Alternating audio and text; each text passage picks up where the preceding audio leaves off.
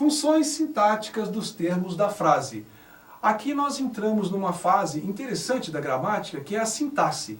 Justamente aquelas classes todas que nós vimos anteriormente, organizadas em forma de frases, períodos e orações, trabalhando com uma finalidade, a finalidade de estabelecer uma comunicação.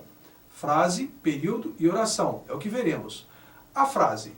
A frase, na verdade, é aquele pequeno trecho, uma unidade de texto que tem sentido completo. Pode ser nominal ou pode ser verbal. Vamos ver aqui. Unidade de texto que, numa situação de comunicação, transmite a informação de forma completa. Estão vendo? Isso é frase. Exemplo. Ai, essa comunicação está estabelecida com apenas essa pequena interjeição. Verdade. Essa interjeição é uma frase, pois expressa ao interlocutor o que o emissor da mensagem está sofrendo. Corra! O que é isso? Uma frase. O sentido é completo, mas aqui é uma frase verbal. Essa estrutura é uma frase verbal. Expressa uma ordem, temos então uma frase verbal. Oração. O que é uma oração? É uma frase estruturada em torno de um verbo ou locução verbal. É o que nós normalmente utilizamos para fazer os nossos estudos de sintáticos e mórficos. Caracteriza a oração e a presença do verbo que pode vir expresso ou subtendido. Isso nós temos uma oração.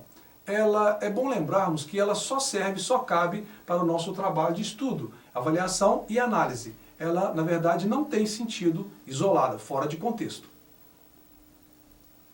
Exemplo. Nós temos aqui duas orações. A primeira, este aluno é estudioso. A segunda, porém, aquele não. Estão vendo? As duas reunidas expressam alguma coisa, mas cada uma dessas orações isoladas não oferece análise eficiente, eficaz.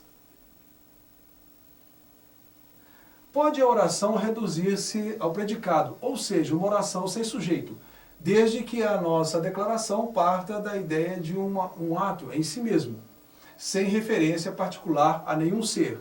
Então, o que é isso? Na verdade, a oração isoladamente fora de contexto, ela não nos oferece um sentido, um significado eficiente. Exemplos. Amanhece. Isso é o quê? Fenômeno da natureza. São 3 horas da tarde. É um aspecto de tempo. Essas orações não possuem sujeito. Período. O que é um período? O período nós temos uma ideia de que ele compõe-se de diversas orações, ou seja, de diversas ações verbais. O período ele possui normalmente um sentido completo. Vejam bem, período composto formando a frase. Então nós temos o chamado período. Exemplo. Que saudades tenho da aurora da minha vida, do poeta Casimiro de Abreu. O país está às portas de um colapso social. Estão percebendo que através dessa grande oração, com toda a ideia fechada, completa em si, nós temos aqui a presença de uma oração. Isto chama-se oração. Exemplos de período simples. Vejam bem, apresenta apenas um verbo ou uma locução verbal. Então, o período simples ele vai apresentar somente uma ação verbal. O barulho do trio elétrico na rua impediu nossa concentração na hora da prova. A temperatura vai baixar com essas chuvas.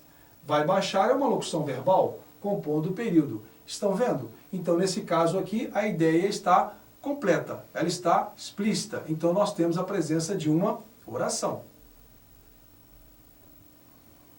Exemplo de período composto, ou seja, nós temos aqui 2 ou mais verbos. Mais adiante nós vamos ver a subordinação e a coordenação.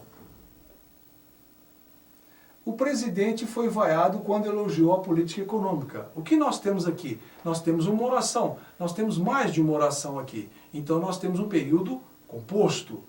A primeira oração, o presidente foi vaiado, com uma locução verbal, foi vaiado. Na segunda oração, quando elogiou a política econômica, aqui nós temos um verbo, uma segunda oração. as duas reunidas, nós temos o sentido completo daquilo que está sendo expresso. A maneira mais prática de saber quantas orações existem em um período é contar os verbos que estão presentes lá, porque dessa forma nós vamos saber quantas ações estão sendo expressas por esses verbos, ou locuções verbais também. Vejam bem, atentem-se. O período constitui-se de uma ou mais orações, que por sua vez constitui a frase. Estão percebendo? Se a frase tem sentido completo, a oração, ela fora de contexto, não expressa, não tem uma expressão definidora. E nós temos aqui o quê? A oração que reúne todo o sentido e mais de uma oração. Bom, já que vimos agora que está claro, definido, frase, período e oração, vamos ver agora os termos dela.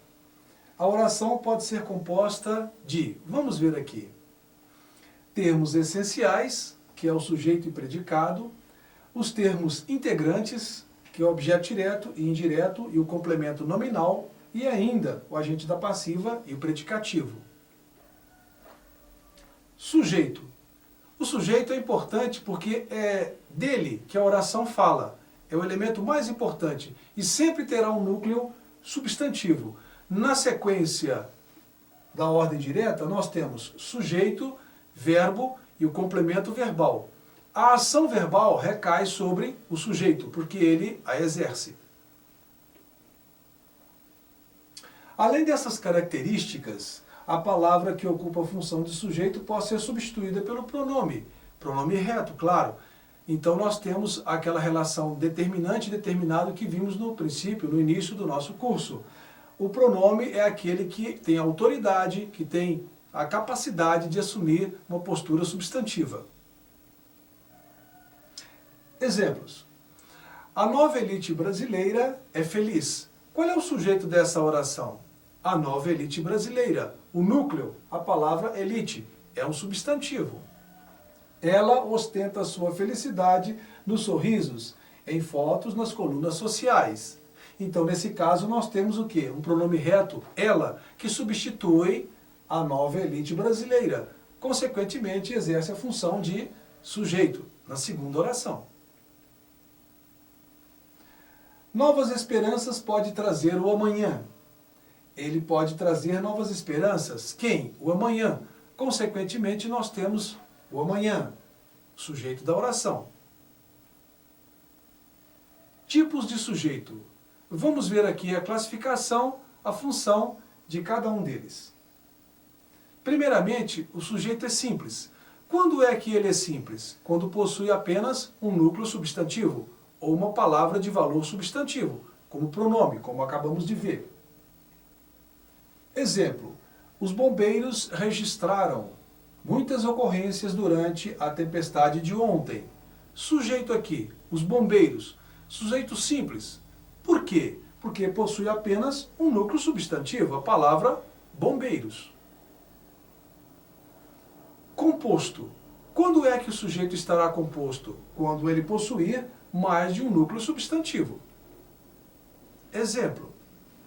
Iraquianos e americanos travam uma guerra sem trégua em Fallujah. O que nós temos aqui? Um sujeito composto, iraquianos e americanos. Dois núcleos substantivos. Então, ele é composto. Sujeito indeterminado. Existem duas situações para classificarmos esse tipo de sujeito. Quando nós temos uma ação, existe um sujeito, mas eu não sei definir quem é esse sujeito. Então nós temos o sujeito indeterminado. Exemplos. Mataram o líder do Hamas, Ahmed Yassin. Qual é que é o sujeito dessa oração? Nós não sabemos. Existe uma ação? Sim, o verbo expressa. Mas quem a pratica? Nós não conseguimos identificar. Então, isso é regra. Quando nós tivermos um verbo na terceira pessoa do plural, sem o responsável direto pela ação do verbo, nós temos um sujeito indeterminado. Precisa-se de empregos para conter a violência no país. Qual é o sujeito dessa oração? Não sabemos. A ação verbal existe? Com certeza. Mas quem a pratica? Está incógnito, não é isso? Nós temos aqui também um sujeito indeterminado. Isso é regra. Verbo na terceira pessoa do singular, seguido da partícula se, esse sujeito estará indeterminado. Atentem-se, não confundir esse se, que é uma partícula de indeterminação do sujeito, com o se apassivador. Esse sujeito está indeterminado.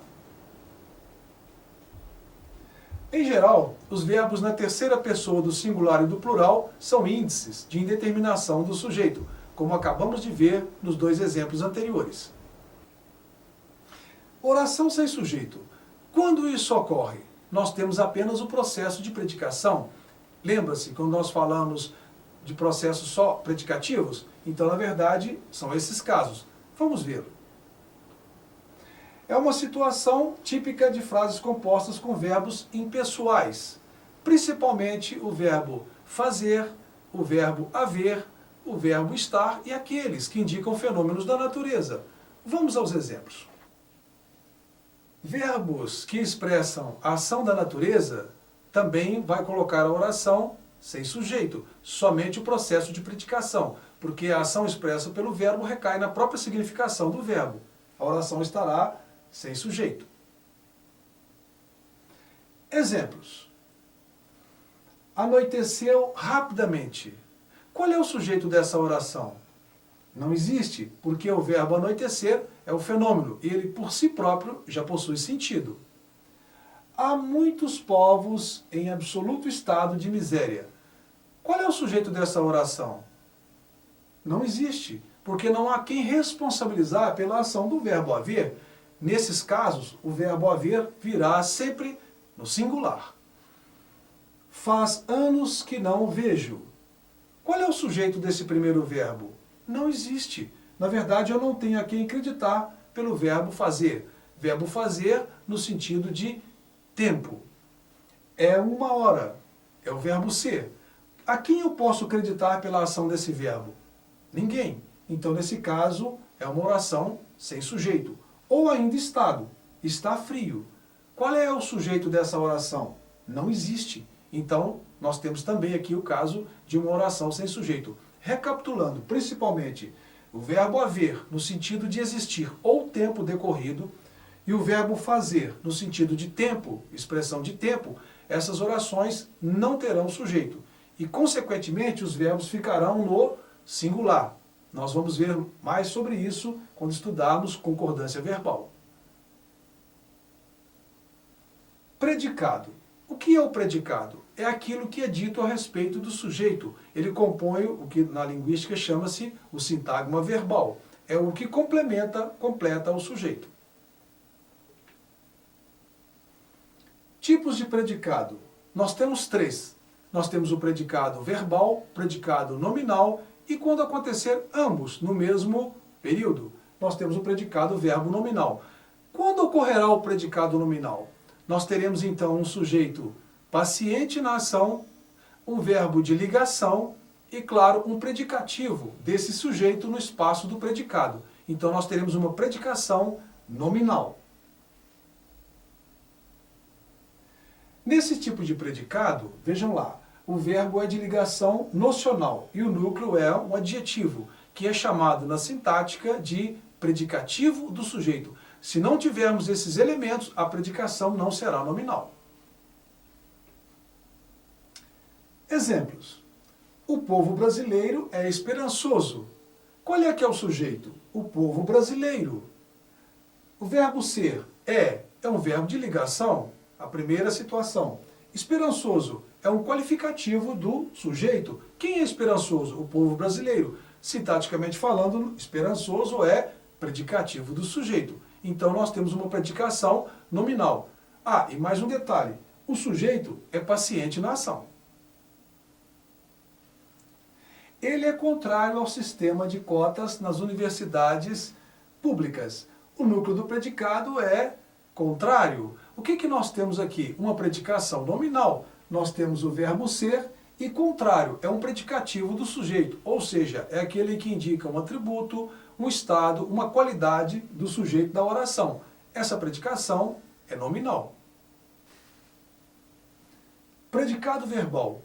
Quando isso ocorre, nós teremos um sujeito agente na ação e o resultado da ação praticada por esse sujeito. Então o núcleo será um verbo, o que justifica ele ser um predicado verbal. Normalmente será um verbo significativo. Exemplos. Os policiais federais lutam por melhores salários. Estão observando? Os policiais federais, sujeito. O que eles fazem? Eles lutam. Consequentemente, o resultado da ação vem a seguir, por melhores salários. Então, essa predicação, ela é verbal. Sujeito agente e um verbo que expressa a ação. Os bombeiros socorreram as vítimas da enchente. Qual é que é o núcleo do predicado? Socorreram, porque é o verbo que expressa uma ação praticada pelo sujeito, os bombeiros. Essa predicação é uma predicação verbal. E lembrando que o sujeito, ele está ativo.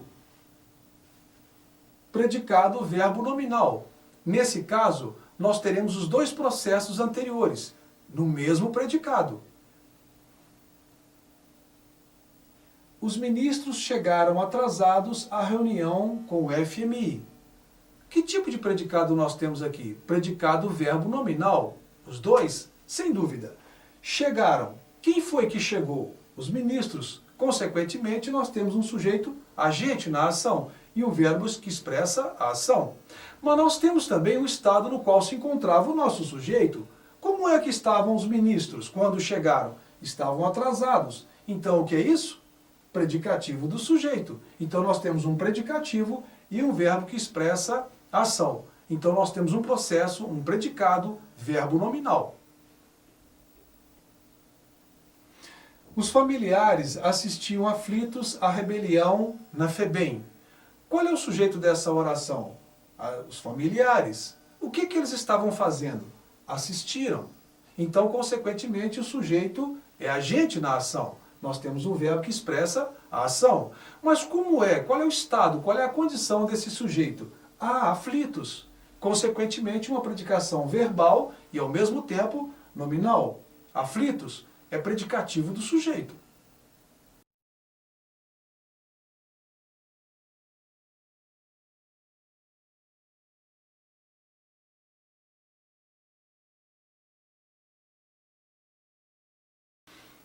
Termos ligados ao verbo.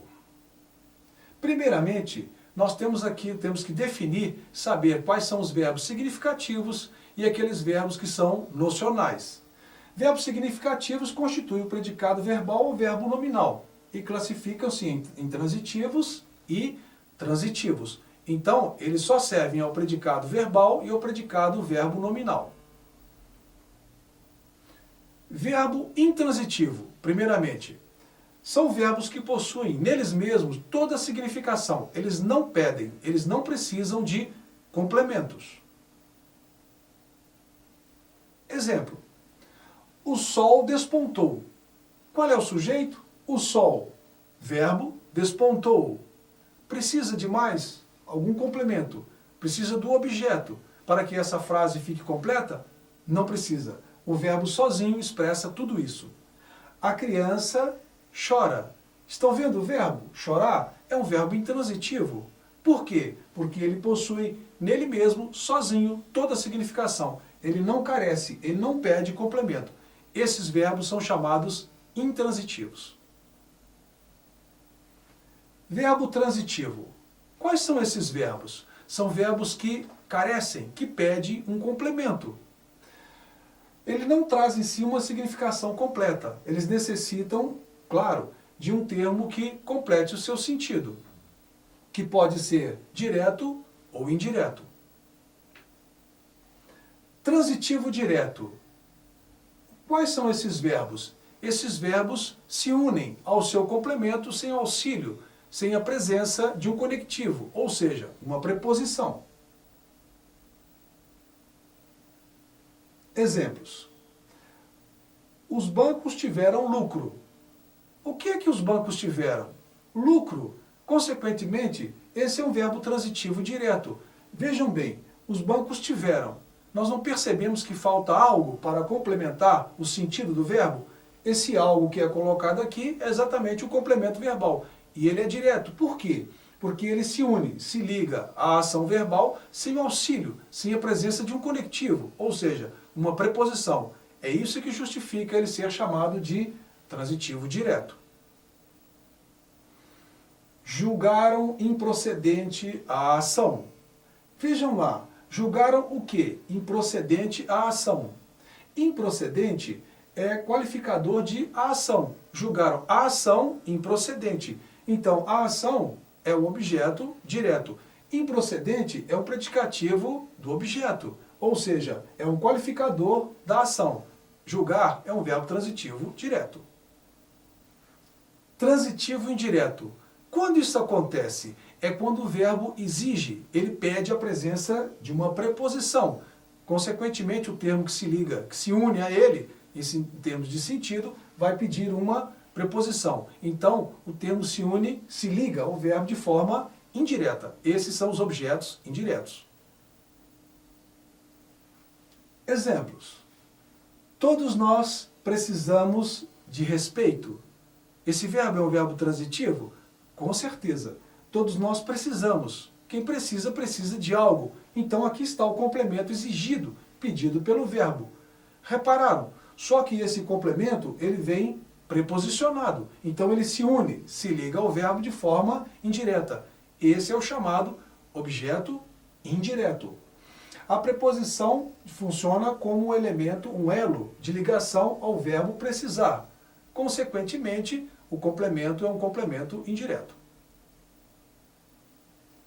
Xuxa acredita em duendes. Vejam bem, o verbo acreditar, ele precisa de um complemento.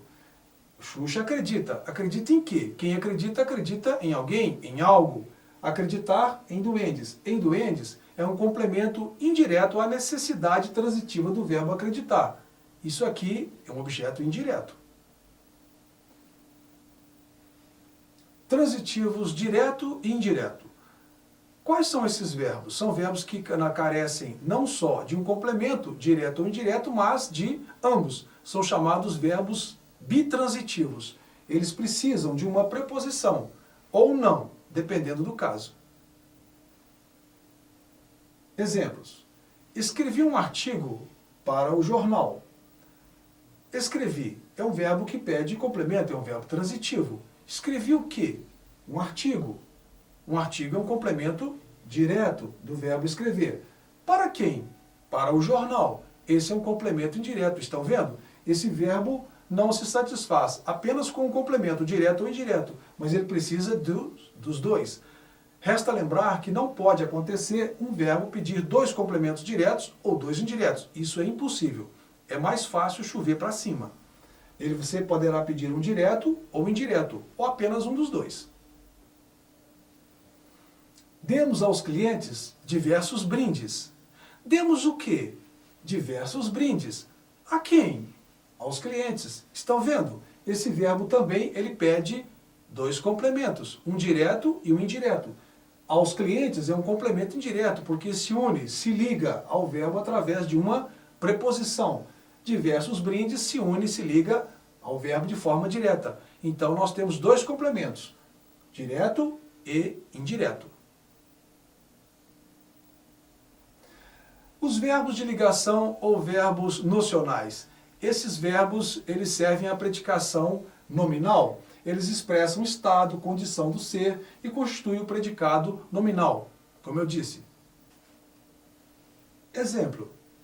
As explicações do deputado foram inconsistentes. Qual é o sujeito dessa oração? As explicações do deputado. Mas esse sujeito, ele age? Não, ele recebe uma ação. Algo está sendo dito sobre ele. E o que caracteriza esse meu sujeito? Inconsistentes. Então isso aqui é o quê? Predicativo. Esse predicado é um predicado nominal. Principais verbos de ligação ou verbos nocionais. Nós sabemos. Ser, estar, parecer, ficar, virar e tornar-se, entre outros. Cair, andar, encontrar e achar, esses verbos eles podem também sofrer mudança de sentido e se emprestarem para uma forma nominal, apesar de ser verbos de ação. Objeto direto. Objeto direto é aquele complemento de um verbo transitivo direto. Ele completa o sentido, ele complementa um verbo transitivo direto.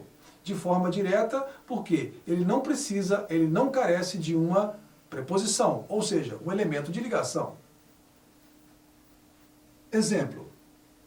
Na manifestação pela paz, todos vestiram roupas brancas. Qual é o verbo dessa oração? Vestiram. É um verbo transitivo o quê? Direto. Vejam, roupas brancas está ligada, unida ao verbo vestir, sem auxílio, sem necessidade do conectivo, da preposição. Então nós chamamos isso de objeto direto. Objeto indireto. Vejam bem, é o termo que está ligado a um verbo transitivo indireto e ele carece, ele precisa do auxílio de uma preposição. É dessa forma que ele se une ao processo verbal. Por isso é que é chamado de um complemento indireto. Exemplo.